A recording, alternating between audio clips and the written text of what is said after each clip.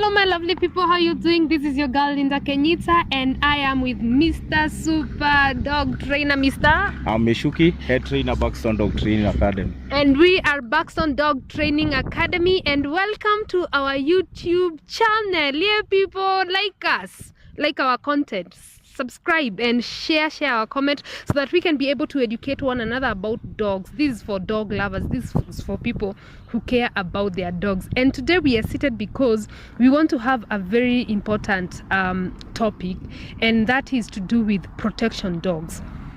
And I think the first thing that we can talk about is what breeds qualify to be protection dogs, Mr. Michuki. Okay, there are many breeds suited for protection work, but we are going to talk about the most popular ones, especially in Kenya. To start with, let's say we can start with German Shepherd, a very versatile breed, and then from there we have Belgian Malinois.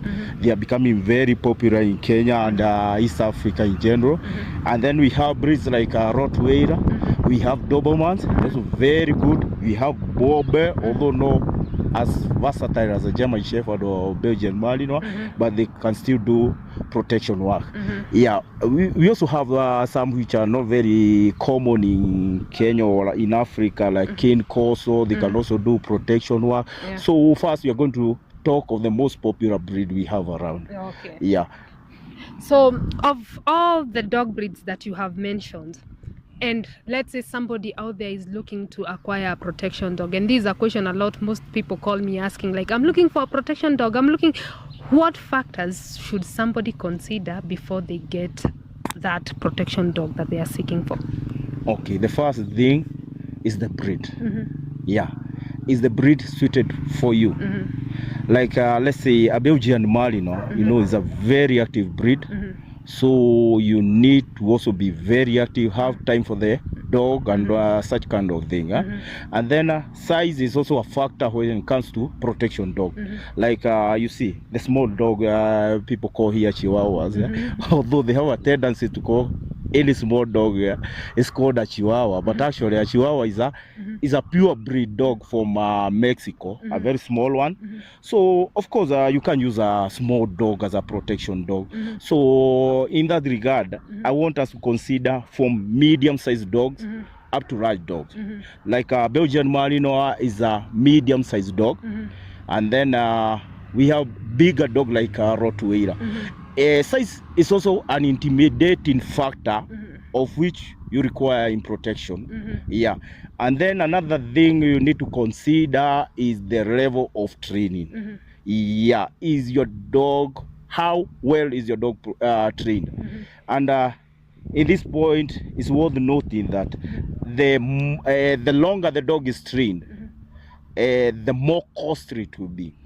So some people prefer to have a greener dog with basic protection skills, and then along the way you're going to engage the trainer to take your dog to the next level.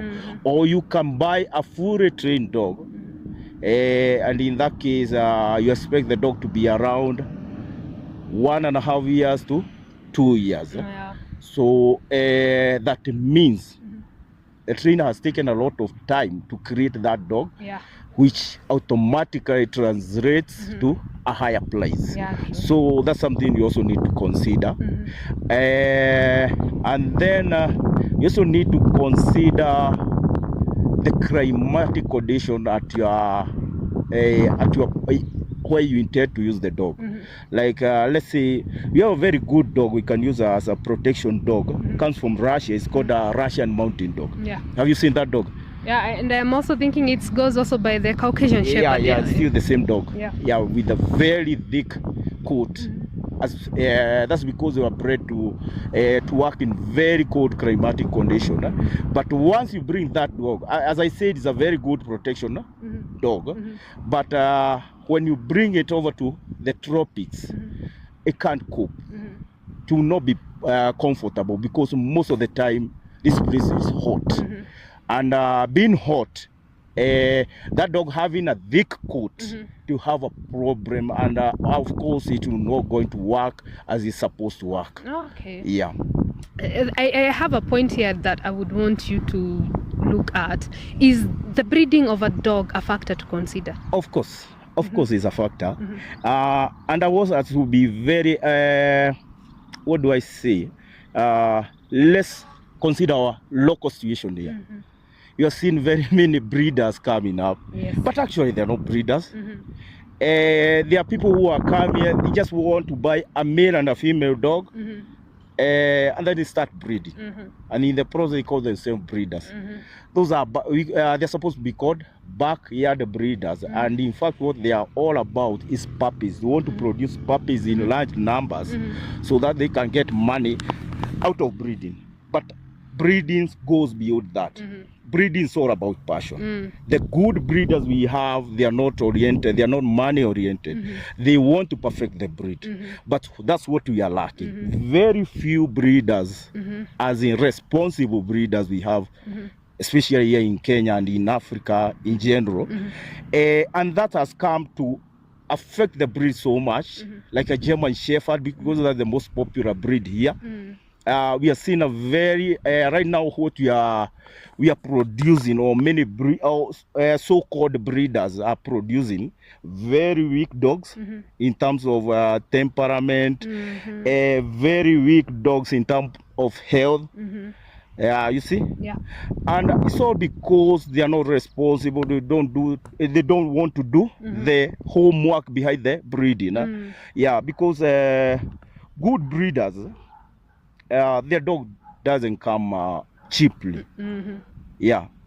And with these backyard breeders, you can get a dog for as low as 10,000 Kenyan shillings. You see, but you're compromising so much things, and you find that many people, like in Kenya, they are willing to go for cheaper dogs, and hence they are compromising on the quality of the dog.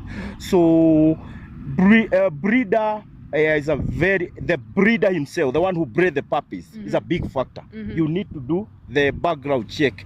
You need to see how many dogs has he produced. Are they around? Can he tell you, yeah, that's the dog, I bred that dog, it was bred from this or from this? How does he health test his dogs? You see, there's hip scores and all that. You see, you need to do a lot of background check when it comes to the breeder. And that's a big factor, because you don't want to buy a dog and then around 1 year, 2 years, it becomes sick and dies, because that's what's happening, because they have a lot of health issues, so they don't go beyond their second birthday.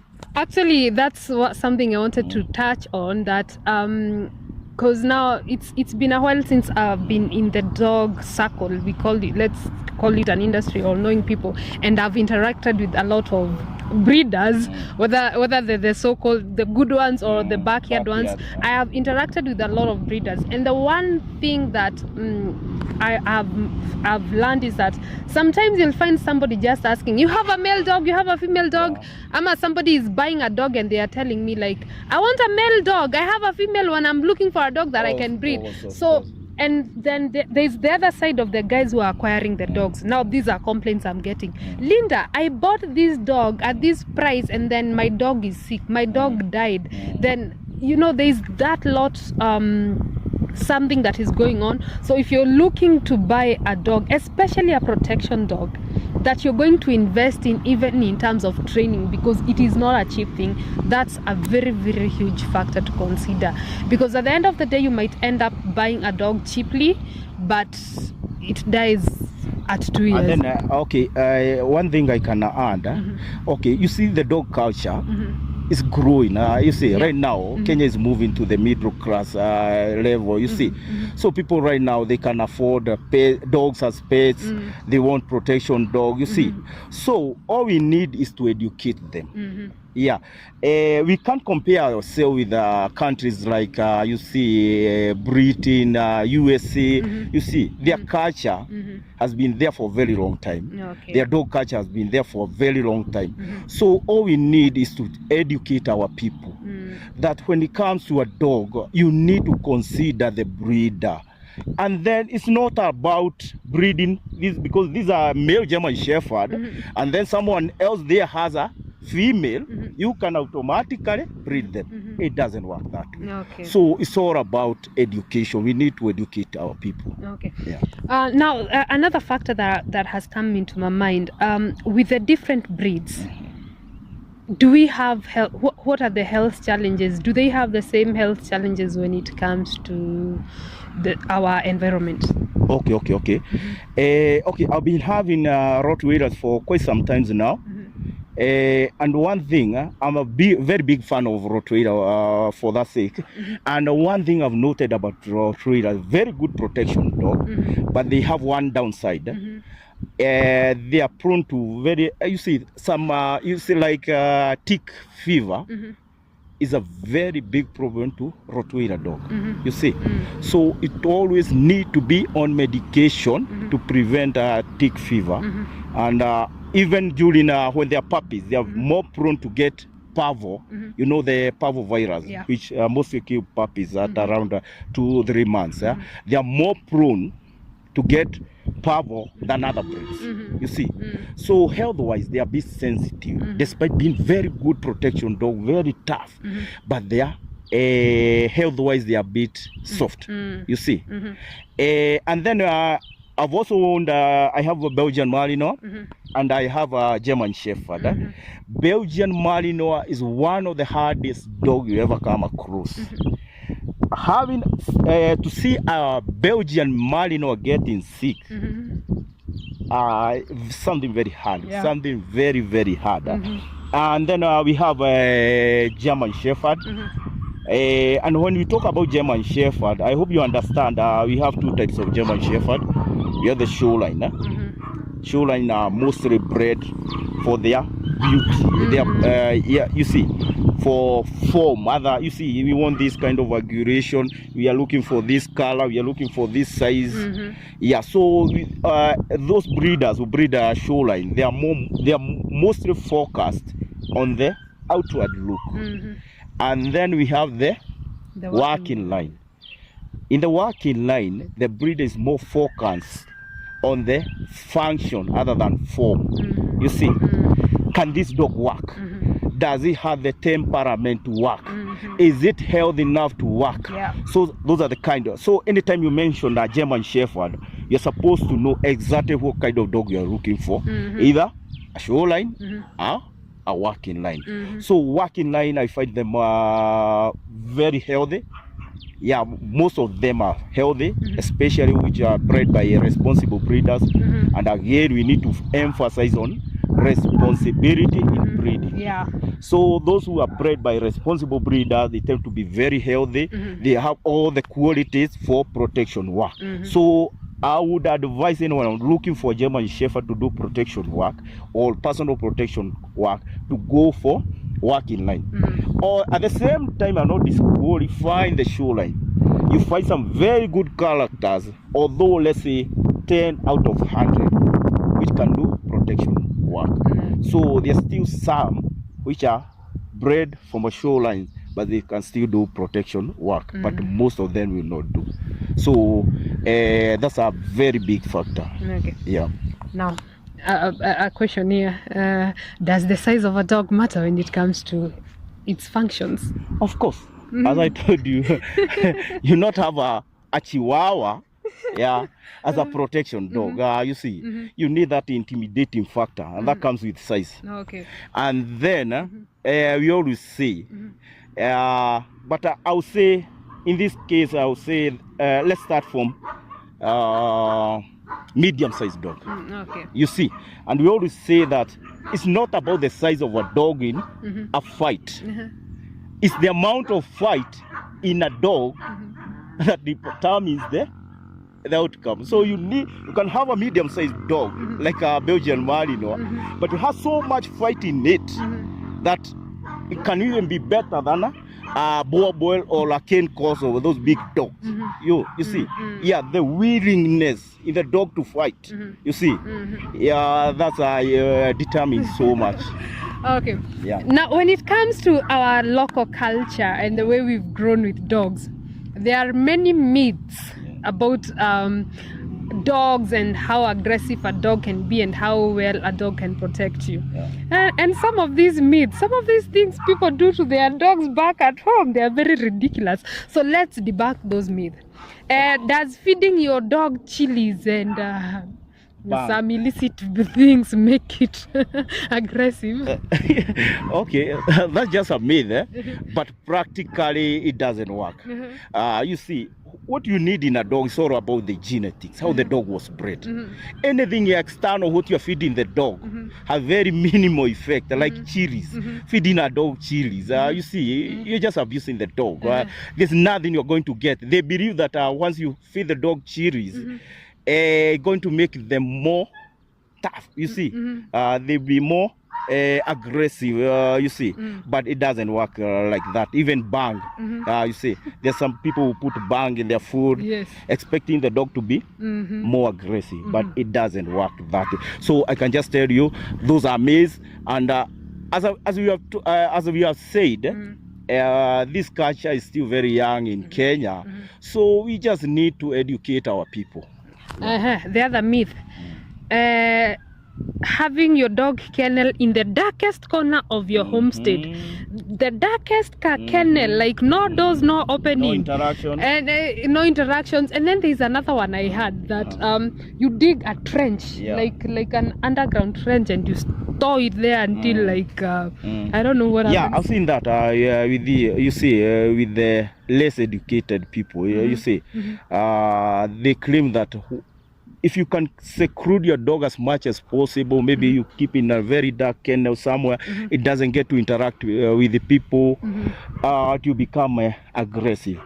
And in a way, it can become aggressive because, you see, it's not used to people, you see, but you are breeding a very stupid dog, or let me say you are stupid. I know that the dog is stupid, you yourself you're stupid because you see you're denying that dog to live as a dog. The dog is supposed to be a social animal. That's how it thrives. Yeah, so all you need to do is to invest in the necessary training. If you lock it somewhere in dark, expecting it to guard without training, it will be a problem. This one is for my Kenyan people, my Mutina lovers. When you were listing the list of protection dogs, Mutina was missing.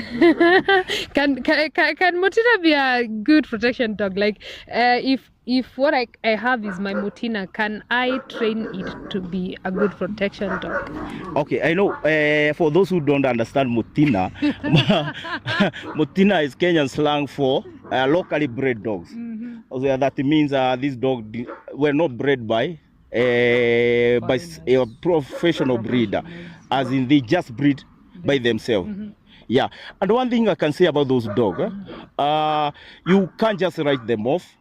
I've seen very good characters when it comes to guarding. It's only that they don't have a pedigree.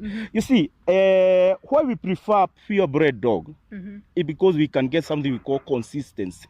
You see, like for German Shepherd, I can generally, you see, figure out in my head if it's a German Shepherd from a working line, what am I going to expect? You see, there's that aspect of general, I'm going to get a dog that look like this in terms of health, but you can't get that from the Mutinas or the local dogs. You see, you can't get consistency. But I've seen very good dogs, and if well trained, they can also become protection dogs. So you can't just write them off. Yeah. So there's something that in our interactions that we've had, you've mentioned that I haven't heard you mentioning the willingness of a dog to work. Yeah. How does that work? The willingness to work. The willingness to work is inborn. And that's why there's a time you asked me where we discussed that during the breed selection. As I said, look a dog like a Belgian Malinois. That dog is mostly just want to be active. You see, that's something that's hardwired. So been bred to do this kind of thing for so many years that any time you bring it out, just want to play with you, want to play with it, want to engage you, you see. And that's a very good behavior when it comes to protection dog training, is it willing to do that? Is it willing to protect you? And in that case, you see, when it comes to protection work, that dog is supposed to bite. Okay. Is it willing to bite? Okay. Yeah. So I'm thinking at Buxton Dog Training Academy, we train different kind of breeds. So what breeds do we currently have? And maybe can we have something, a demonstration or something like that? Okay. Now what we're going to do, just for comparison purpose, we have a Rottweiler. We'll be demonstrating the protection work, personal protection work with a Rottweiler. And then on the other hand, we'll be having a Belgian Malinois. And then we have our fans decide which one worked the best, which one was more controllable. Yeah, but they are both protection dog. So that's what we'll be doing in our practicals. Okay. Yeah. So see you at the practicals, people. So Linda, this is my dog Prince. We have been trained for quite some time, around 3 years. He's around 3 years old. So very controllable dog, a huge Rottweiler dog. Yes. And very friendly. You can even pet the dog. Okay. Hi. Good. Hi. That's good. That's enough. Okay. We can even have a kid come and pet him. He's very, very, very friendly. Yeah. You see? Good. Good. You see how happy he is? Yeah. So having a protection dog, it's not about aggression. Aggression is a dog that you can't control. Yeah. So the same dog is going to protect us. And you see where aggression apply, but aggression with control. So someone again will try to sneak, will try to attack us, and you're going to see how the dog behaves. Okay? Yeah. Yeah. What? That's the command I use for be ready. Okay? Sit. Good. I use the word watch to tell him to be ready. You see? You see? You see? Watch. Watch. Watch. You see? You see?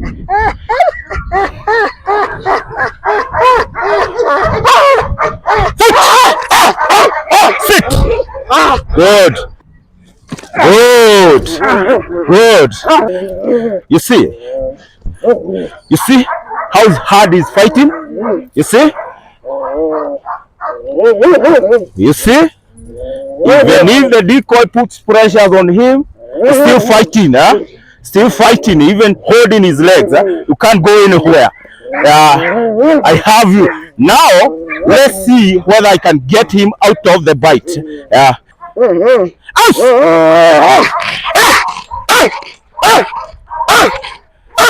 Now what he's doing is just guarding to make sure he doesn't do anything. So long as he remains calm, the dog is not going to attack. But once he raises that weapon or a stick, the dog is going to attack again. So you see? You see? So fighting very hard. Fighting very hard. At the same time, very controllable. Good boy. Good boy. Good boy. Fighting very hard. That's what you want from a protection dog. Good boy, Prince. Good boy. Good boy. So today, Linda, we were comparing two breeds. Yeah. A Belgian Malinois and a Rottweiler. Yeah. Now you've seen what a Rottweiler can do. And now let's see what a Belgian Malinois can do. Okay. Yeah. Linda? Yes. Now this Spike, 2-year-old Belgian Malinois. We are going to repeat the same exercise with him. Okay. So you can even pet him. Very social, very friendly.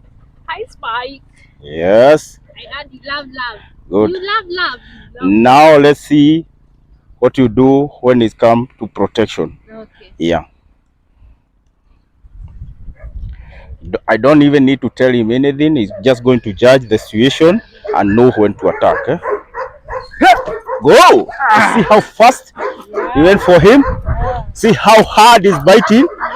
See how the fighting very hard? fighting very hard, and as long as the decoy keep fighting and cracking the whip, the dog will not release. So you can now remain passive.